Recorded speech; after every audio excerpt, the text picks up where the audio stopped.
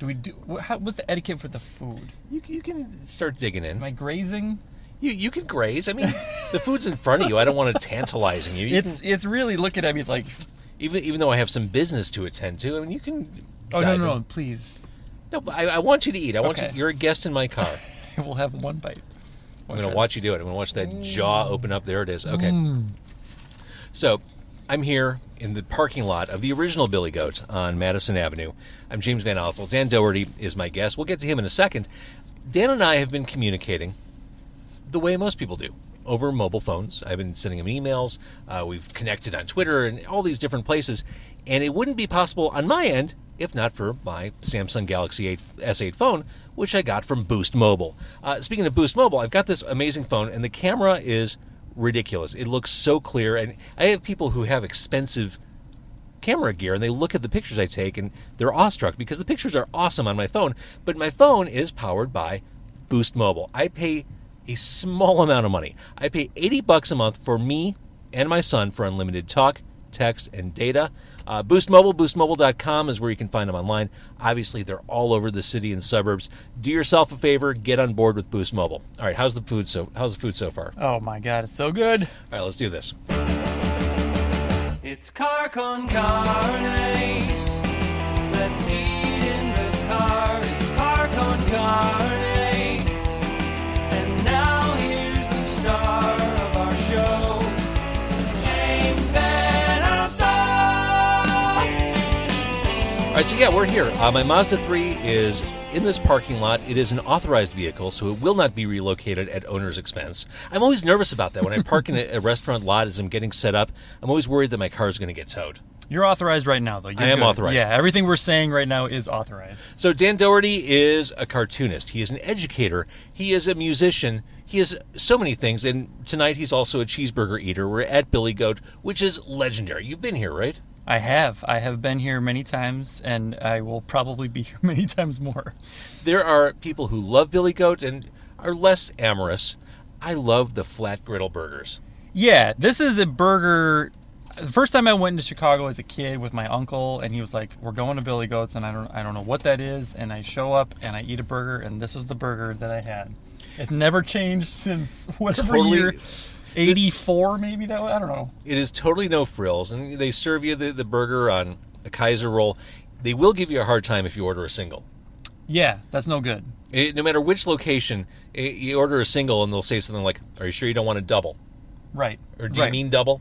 They're like, "Come on, you said double, right? Or triple? You want triple? Come on, man." So they serve you the burgers, and then the condiment bar is right next to the cash register. So just the open troughs of relish and pickle slices and the squirt bottles of ketchup and mustard. The way God intended it. The way God intended it. I actually had to check to make sure there was nothing happening at the United Center tonight, because this would have been a disaster. Oh, God. Yeah. I was here, a couple days ago for the Chili Peppers show, and it was a nightmare.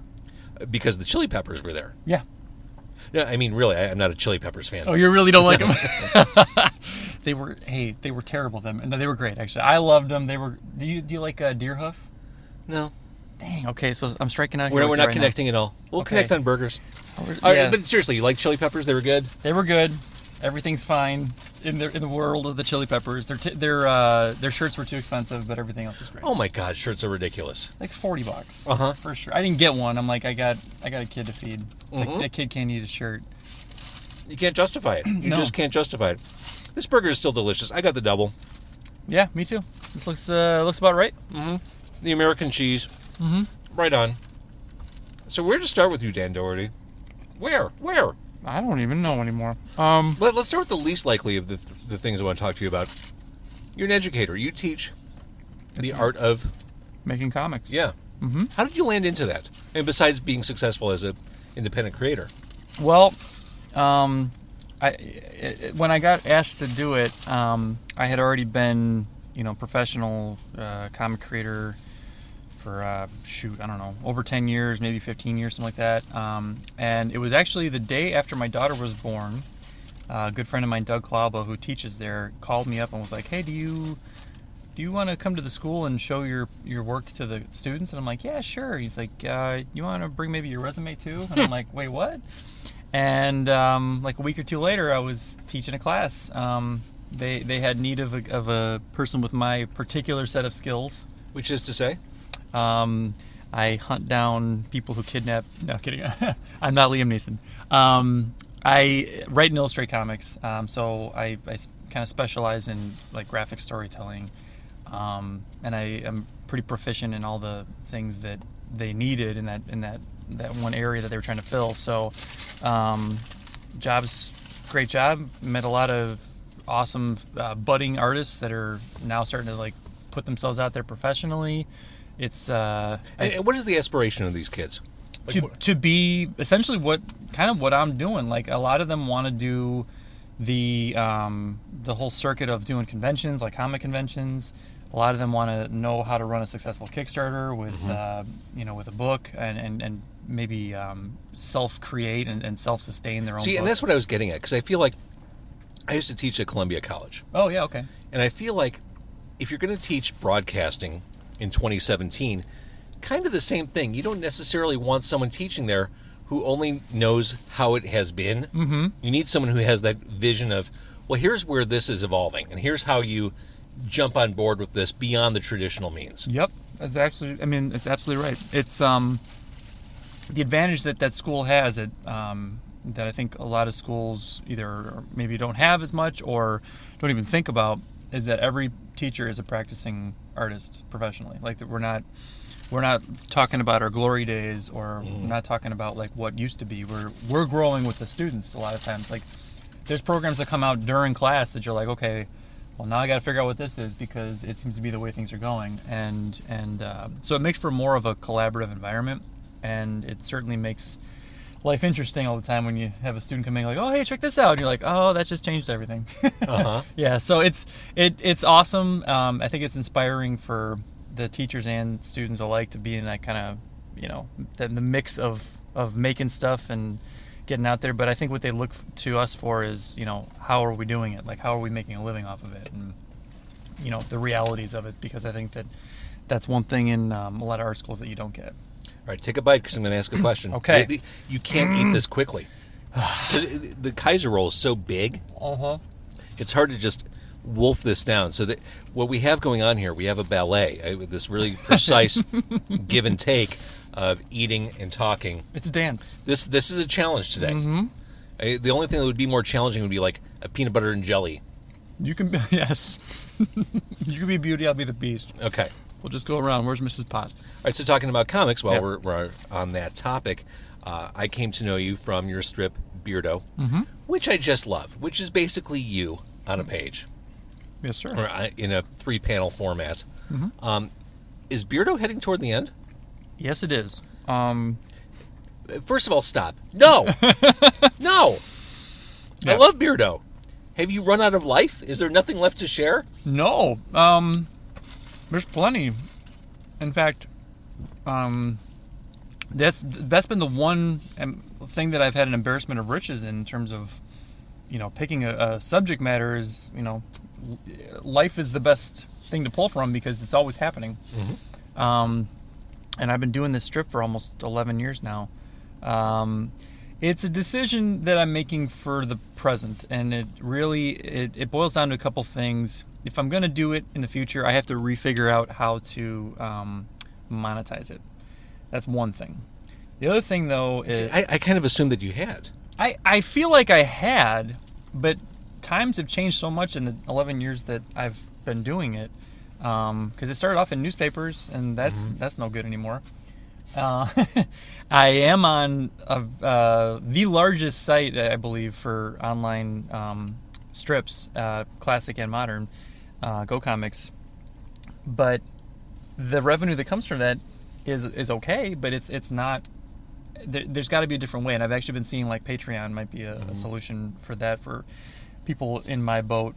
And then books. I mean, I make everything myself. Like I have a company that helps facilitate the printing of them, but it's all on me, and that's actually been an interesting thing for me to teach my students as to like what to do and what I've learned and what went wrong and what went right. Because otherwise they're trying to figure it all out and piecemeal information. You've got a roadmap. Yeah, I could tell them here's where I shouldn't have done this or I should have done that, and here's where certain things worked out. I will say, I mean, I wouldn't say it's done badly for me by any means. I mean, I've won a bunch of awards off of it. I have made, a living off of making my comics, but I've been finding that a lot of my other properties are the ones that people are really, like picking up and buying and consuming a lot more. And with a second kid on the way, I got to start thinking Beardo or baby. When are you due? September 23rd. All right, so that's right around the corner. It's coming up real hot. Okay. And I'm excited about it, but I'm also trying to be realistic. Like what can I do in a day? I already have sort of figured out how to still work from home and raise a kid with, my wife and everything, but it's, And, in all fairness, it's been 10 years. Yeah. That's a long time to commit to anything. Yeah. That's most strips don't last like 10 weeks. Right. Yeah. But I do love it. The most recent collection is the 5th? Yep. Okay. Yeah. Each book takes 2 years of the strip and Got it. has a theme roughly of where Beardo's at. The last book is parenthood. So a lot of parents have been loving it and buying it for friends and whatnot, and just kind of saying like, this is what it's like, so that's been cool. Do you ever try to do stuff in your real life just to kind of skew where the comic's going? Yeah. You try to influence your art? Yeah, like deliberately make something that I think would be funny, like it happened in real life. Yeah. Or I get people, when something funny does happen and they're near me, they're like, oh, that's going to be a Beardo, right? And I'm like, I guess it is. Yep. Hey, where's your pen? You should totally draw this. Write this down. Right. They're always like, because some people see me like either writing something down or texting myself something, an idea, and they're like, okay, this is for a comic, right? That's not just you texting somebody else. I'm like, yeah, it's for. Oh my God, we're in a car eating cheeseburgers. This would be a great comic strip. Oh boy, if only I was still doing the. Imagine. So all right, so Beardo is heading toward the sunset. Touching Evil is still very much active. Yes. You're on issue 10. Yes. Give me the elevator pitch of Touching Evil. Touching Evil is a supernatural thriller. It's about this woman who's given a curse that allows her to kill anyone she touches, provided that they're evil. And she has no idea what qualifies as evil or who's evil unless she tries it. So she has this crazy power. Everyone she kills, too, she ends up hearing their voices in her mind in the afterlife. So she's got this almost godlike ability. Truly a curse. Yeah. It feels, I mean, some people, when I pitch them this, they go, oh, I love what I would do with that. Like, I would pick this person and that person and whatever. No, see, you lost me at the hearing their voices in the afterlife. Like, up until that point, I'm like, yeah, okay, they're killing the evil pretty people. Good, right? Yeah. Yeah. Then all of a sudden you go, oh, wait, she's got to live with all the people that she's killed. No, thank you. Yeah. Yeah.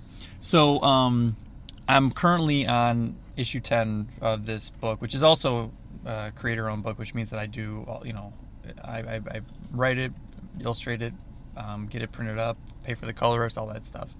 And there's a lot of business acumen you have to do all this. Yeah. I mean, I certainly think I could be doing things better, which is what I'm trying to learn. I'm trying to get smarter with my business side of my stuff so that I can make sure that the things that I want to do and things that I'm really passionate about happen, because that's just reality, But it's been working so far. I mean, 10 issues into a creator-owned series, again, that's not something that happens very often. Now, as successful as you've been doing it all yourself, do you ever have moments where you thought, it'd be great if I had a different publisher, or a real publisher, not a real publisher, No, a publisher to just take this hassle off my chest? Sure. I mean, I've worked with publishers too. I've illustrated and or written probably like 30-something published books at this point. Like I tend to not talk about the things that aren't mine just because either I can't or somebody else is doing it better. So I've worked with a lot of publishers. Some I loved, some I didn't, and I keep trying to push the stuff that I own into things that or homes that that might be appropriate for it. But there's a lot of waiting involved with that stuff too, and I'm very impatient sometimes. I'm like, I understand. I want to get it out. I want people to read it and enjoy it. And I've figured out too that people can do this on their own. Like the Kickstarter model has worked for me on several different projects. And it's not. I've kickstarted you before. Yeah. Yeah, For Touching Evil. For Touching Evil, yeah. And we talked about it on the show, yeah. So I mean, it works, and it's something that like gets people what they want, and then extra stuff that they would have never gotten anything else. So it's like that's working just fine. But yeah, there are days where I wish I had somebody else to just handle that stuff. Yeah, you deal with the coloring and the printing and you handle all the shipping and promotional stuff. And why don't you get it into some stores for me? Yes. I don't want to make those calls. I hate that call. Oh God, it's the worst. Well, this is something, Dan, I wrestle with a lot. Mm-hmm. As a podcaster. I mean, we are creating our own things. This is me basically doing radio on my own, just as you are publishing on your own. Mm-hmm. And what I wrestle with is, this is the creative side, but then you have to kind of turn business side, kind of like what you're saying about getting your book in stores. I wrestle with, well, how do I make money off this? How do I really want to start cold calling people at Mazda across America trying to get a car, like a wrapped vehicle to drive around? The answer is yes, but I'm not quite there yet. Yeah, and you always have to like brace yourself for the fact that you're going to make a lot of calls and do a lot of things that are going to not yield what you want before you get what you want, and just be okay. It's just with easier that. to keep creating. I know, and I'm just going to keep podcasting. I'm yeah. good. Yeah, I mean, I feel like when people talk about like creative blocks or writer's blocks, it's like that's not the issue to me. It's the business block. It's the how do I make that part of it work? Oh yeah, I can sit at my computer, whatever, write, do stuff all day long. Mm-hmm. Yeah, it's not a problem. Yeah, but the second you take me off that and put me on something I'm less capable of, and I'm finding too as I'm getting like more into my career and a little bit older, and I want the things that I'm doing to get to that next level and be better, because I feel like they're good enough. Mm-hmm. I feel like what's his face from SNL? Stuart Smalley, yeah. Senator Franken. Senator Franken. I saw him this morning talking about healthcare or whatever. Yeah, I feel like I'm good enough, smart enough, and doggone it, people like me. But I should be getting a little bit more cognizant of how to make it a more business savvy thing. And I keep going like. When I was in my 20s and somebody would be talking about, oh, here's what I did business-wise, I mean, I would glaze over. And now I'm like, oh, say that again. I'm sorry, what was that? You want to tell me more about some... Totally. Yeah, and so that's where my head is at a lot more lately. All right, so Touching Evil is on issue 10. You are so masterful at the cons. I see you all the time. One of my favorite annual things at C2E2 is the seeing of Dan Dougherty. Yeah, that's a sighting. But I know looking ahead, you'll be at Wizard World, right? Yes, yeah. Not to pit the two against each other, but pitting the two against each other, which one's better? Well, it'd have to be pound for pound C2E2. It's got a few advantages though. Wizard's doing like 30 or 40 shows a year or something. They're doing an obscene amount of shows, right? And one of their best shows is Chicago. Philly's also typically one where they bring out their A game. But Reed Pop is doing like a handful of shows. Reed Pop, the C2E2. Exactly. They do C2E2, and so, they come in, and they're focusing specifically on getting that one show right. They're not jumping on a plane next week and going to Des Moines or whatever. So, so I think that they got that advantage. I mean, being at McCormick Place, I think, is more Chicago feeling than going to Rosemont. Yeah, and they typically. They get a lot of like big league guests and then some kind of interesting, quirky guests that you might not see otherwise. And they also get the DC Marvel appearance. They don't show up at Wizard. DC doesn't show up at C2E2. They don't? Every year I wonder why DC doesn't have a presence there. Okay. Marvel has a giant display when you walk in. I guess you're right. DC is completely MIA. I've never understood why. That is interesting. I didn't even think about that. So you're right. I've never seen... See, here's my thing. From my perspective, I'm over on the Artist Alley side. Right. So at best, I get to take a nice glance at the big show. Right. We're over on the... Which, not to take away from the Artist Alley there, by the way, that is probably one of the best Artist Alleys I've ever been, is the C2E2 one. I can go from seeing you, and it's just rows and rows, like 20 rows, probably more. I walk around the corner, there's Mike Mignola, creator of Hellboy, and there's Art and Franco, the Tiny Titans guys. Yep. And, there's Dan Jurgens, fantastic old school comics creator. It's really neat. And you have these celebrities in the world of comics with people who are just starting out. Yeah. And yeah. I love that kind of equality. It's amazing what they do there, and I know that it's a lot of tough decisions because so many people apply for Artist Alley, and a lot more don't get in than do. I'm sure. But they are trying in that show to represent not only the big names that have earned it and, and been there around the block a million times, but also like the mid-level players and the up-and-comers, and especially the Chicago up-and-comers. I feel like that they really try. I agree. They try to make sure that Chicago gets a fair shake. And I know all the showrunners there at this point because I've done every one of them since they started. And I feel like the fact that I know these people and that they care speaks volumes to, what they're up to, what they're trying to do. And, to be fair, like I know a lot of people at Wizard, too, that are amazing. And they're all about making sure that like the indie people are represented and the up-and-comers are represented.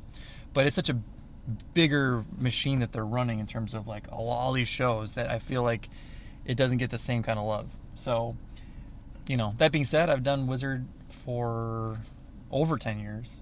Wow. I don't think I've missed one since 06. Amazing. Yeah. All right, eat your burger. Hey, these fries need salt. I should have salted them before I left. I didn't know. You fool. This is America. I know. There's no salt. Our total was what? Our total was $17.76. Mm-hmm.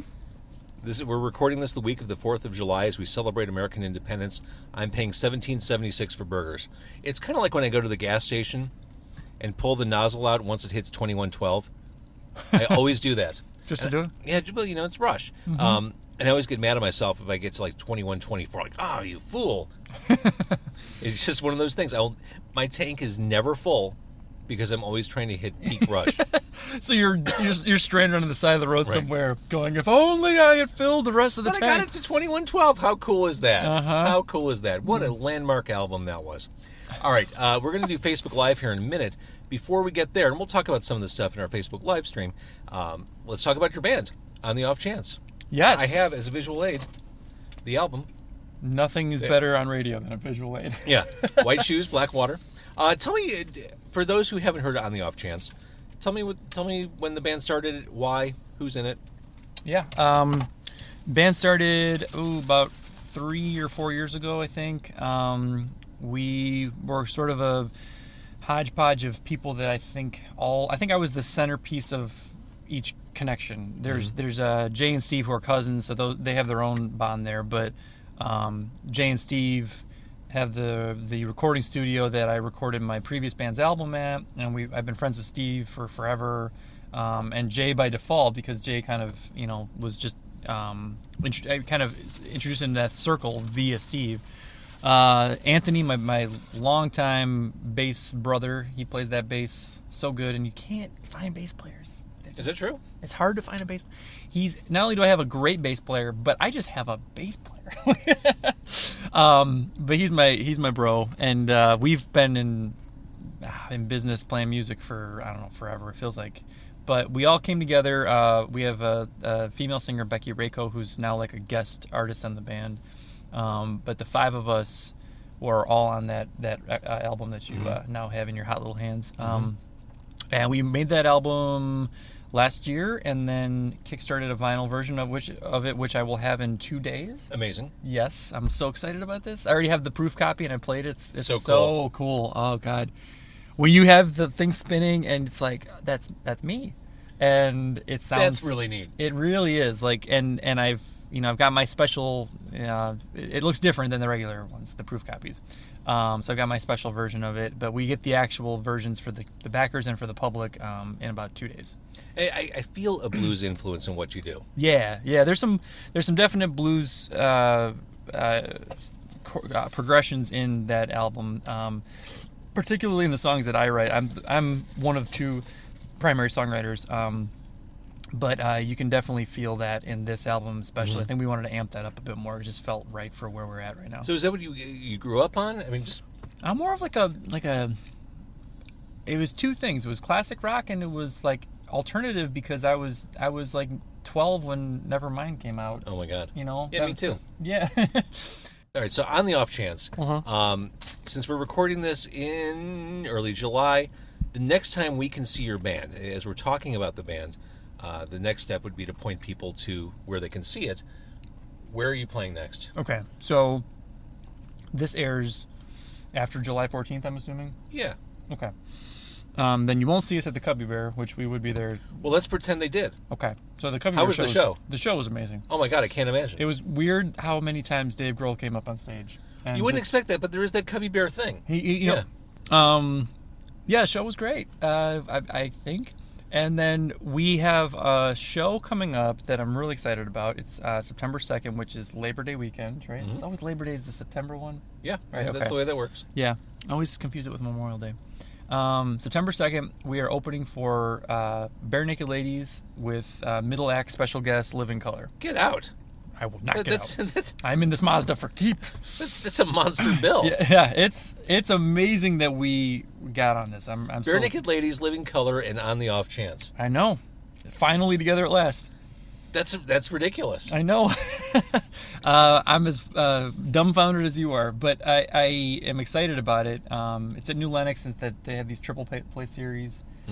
So it's if you go to New Lenox's website, you can see about the information as to where it is and tickets and all that. But yeah, we're going to be opening for those two bands. That is no small gig. No, That's awesome. yeah, I'm just crazy pumped about it, and I'm still pinching myself thinking that this is real or is it maybe not? All right, so that's excellent. Let's pause. You're done with your burger? Done. Yeah, All I'm done. I think we should get rid of the trash. We're going to pause. And then the next thing you hear on this podcast will be us simultaneously streaming on Facebook Live. You're going to play? Yeah, Yeah, I don't want to put you on the spot. I mean, I'll play. Yeah. I think I'm going to have you do it in the front seat. Are you a righty? I am a righty. So Okay. that'll work here. Uh-huh. Will it work? We're going to figure this out, and also we're going to have you draw because you have many skills, and maybe you'll teach me something too. We'll just tap into everything you do. Okay. At the right. same time? I can... At the same time, Okay. we're going to see how good you are.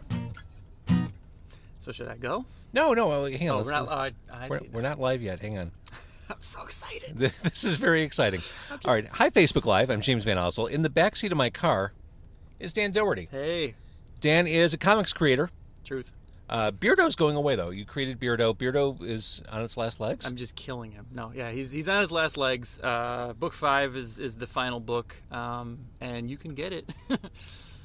So it's Beardo and the Deathly Hallows? Yeah, Beardo, the Witch in the Wardrobe. Perfect. Right. All right, so this is the Boost Mobile live stream. Dan Dougherty is here. I want to talk about your comics, but you are also part of a band, On the Off Chance. On the off chance. Which, hang on, I brought a visual aid, just like a real talk show. Here's the new album, White Shoes, Black Water. There it is. It's pretty sweet. It's a must-have. And you are going to play an On the Off Chance song in my back seat. Truth. What's this song? It's called Payday. It's called Payday. All right, I should mention, as you're watching this on Facebook Live, and thank you, this microphone is just obnoxious in my face. As you're listening to this or watching this, the actual podcast will roll out in about 2 weeks, so you can hear this mixed down and edited. We have a lot to get out of this, don't we? There's just plenty. We have to excise Volumes. a great deal. And I should mention we're at Billy Goat. We're at the original Billy Goat on Madison Avenue over by the United Center. And Jared Leonard says hi. Hey, Do you like hot chicken? I sure do. Nashville hot? Jared Leonard's your guy. The Yeah. Budlong. I could eat there every day. Jared, I want to eat there every day. All right. Dan Dougherty is live in my back seat from On the Off Chance. I'm going to turn down my mic. Facebook Live, thank you for watching. Take it away, Dan.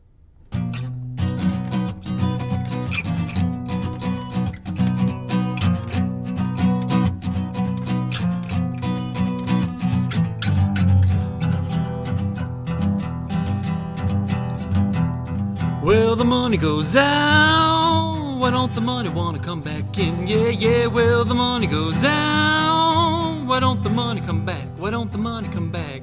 Wish I had a palace or a car that needed valet service, but I'm a joke, a big old joke. Chewing on the calluses, swallowing the skin and watching dinner regrow. Keeps me thinner, you know. Hey, Mr. Taxman, is that my dinner going down my throat? Yeah, now, Mr. Taxman, how about a doggy bag before you go?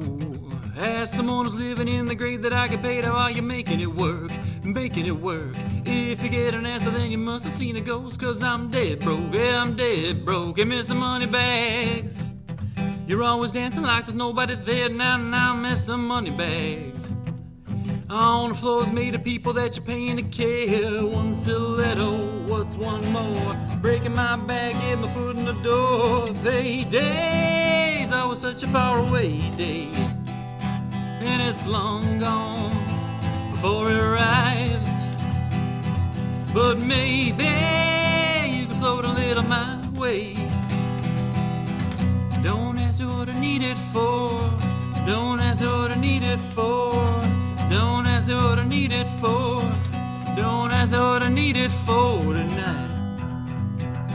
Well, the money goes down. Why don't the money wanna come back in? Yeah, well, the money goes down.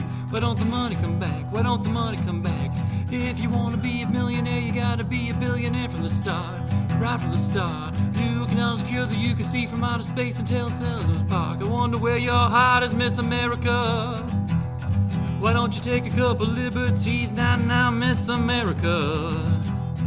I got a question, could you answer, please? Well, if I work harder and I work smarter, why am I still so underwater? Hey, days, I was such a faraway day, and it's long gone before it arrives. But maybe you can float a little my way. Don't ask me what I need it for. Don't ask me what I need it for. Don't ask me what I need it for. Don't ask me what I need it for tonight.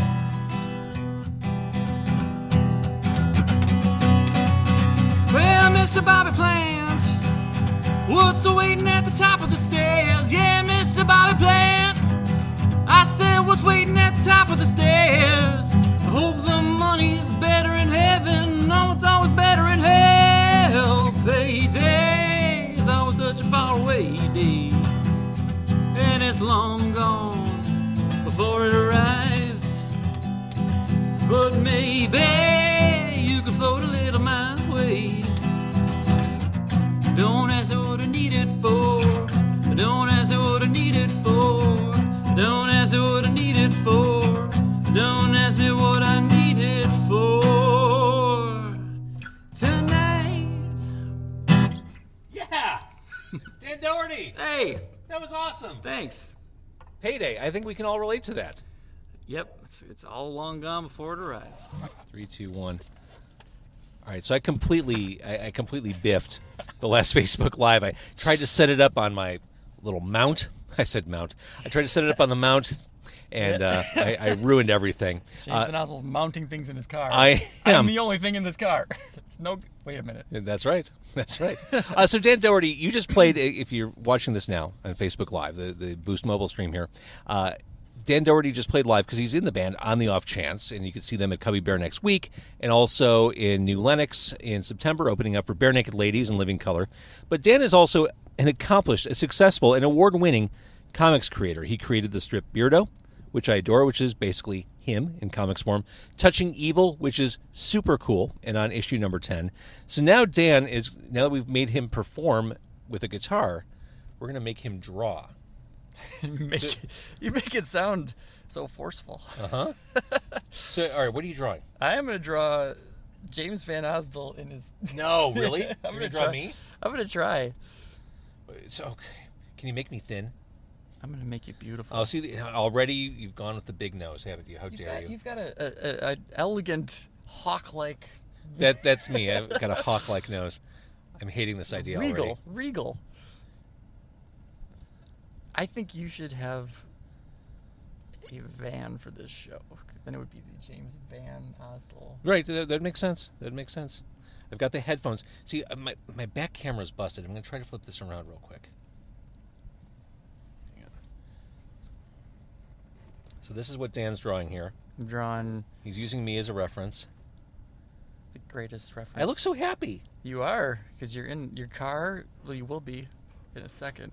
Now, are you going to be here in the car with me? I can be. Yeah. Oh no, I want to be in the car with Beardo. Okay, I'm coming out. We're doing this Ace Ventura style, where our heads are poking out the side of the car. Oh, that's fantastic. This is Dan Dougherty, Hey, comics creator, musician, entrepreneur, educator. keep going. What else do I do? Handsome SOB. Hold on. One of the questions we got before I biffed the last Facebook Live, now that Beardo's going away, do you get to shave? Oh, that is a good question. I don't know if I want to see what's under here. I don't. You keep your beard immaculately I trimmed. try to keep it correct, you know. It's been a long time. The last time I shaved my beard, I was doing a costume contest where I was Turd Ferguson from SNL. Do you guys remember that? Turd Ferguson. It was Norm Macdonald as Burt Reynolds. Yes, from the Jeopardy skit. Yeah, with the Jeopardy skit, right? So I was that guy, and I think I won technically. Granted, it was my show, or my party, but I won, I think. But I shaved it down to the mustache. You're like Kim Jong-un. You throw a party. Who wins the party? Kim Jong-un wins the party. Yes, or everyone gets out. But yeah, I shaved the beard and the mustache shortly thereafter. I think my wife let it go till January 1st. But I did not like what I saw underneath there.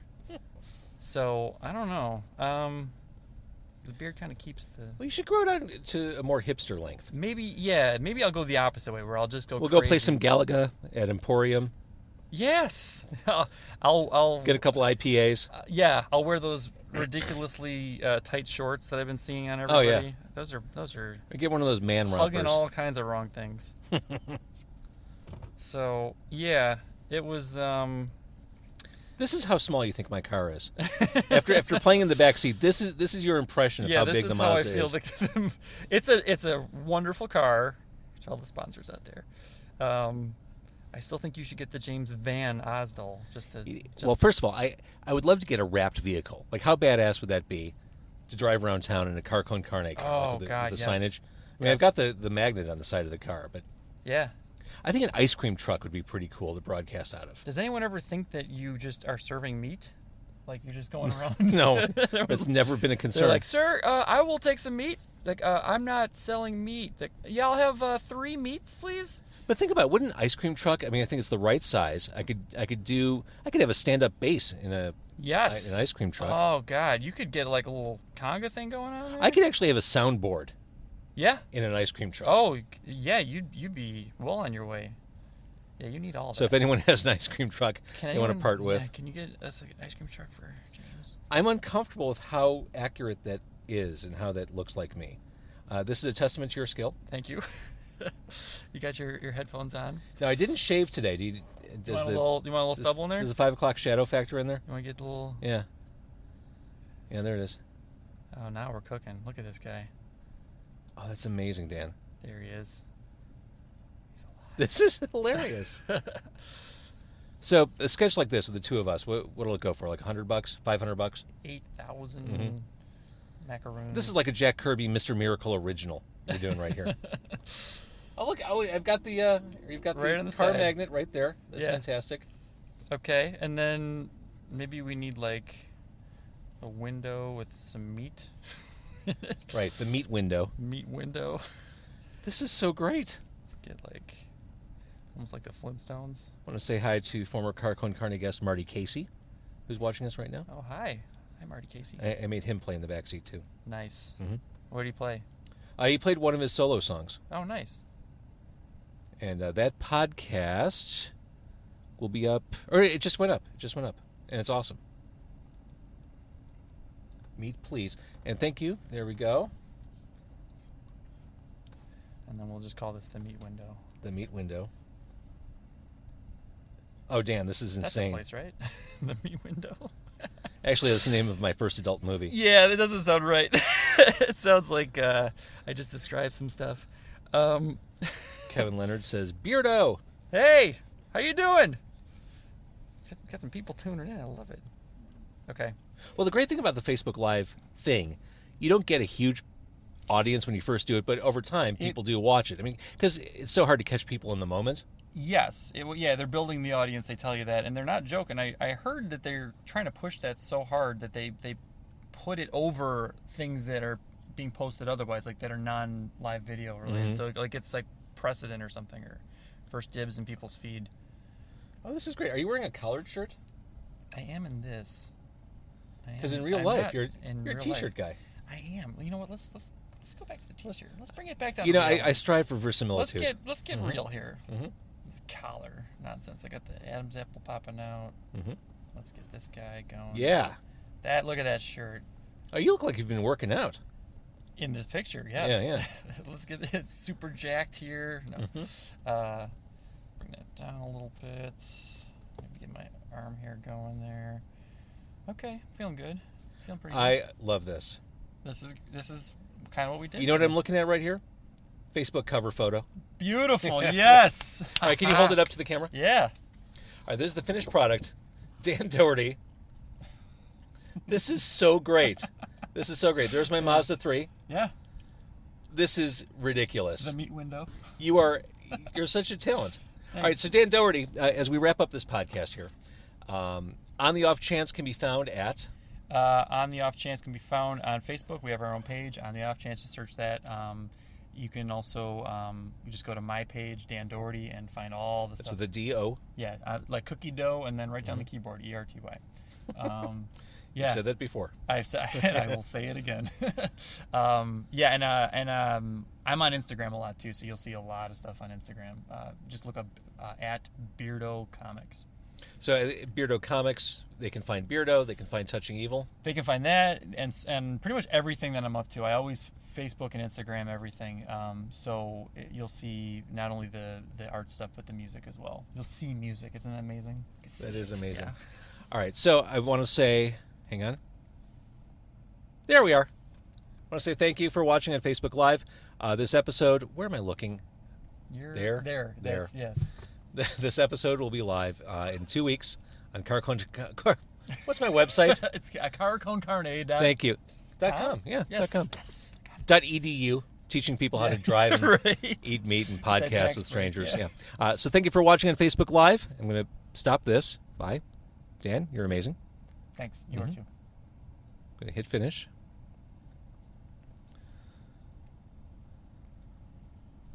Post this. Hang on. Okay, and that's it for the podcast. Thank you, Dan, for joining me. You're a repeat guest here on Car Con Carne. Yes. This is my second time, right? Yeah. Yeah. You are a delight. 2 shows coming up. Comics everywhere. You've got a baby on the way. Holy crap, you're busy. Thanks for carving out a night for me. Hey, anytime. For you, I'll make the time.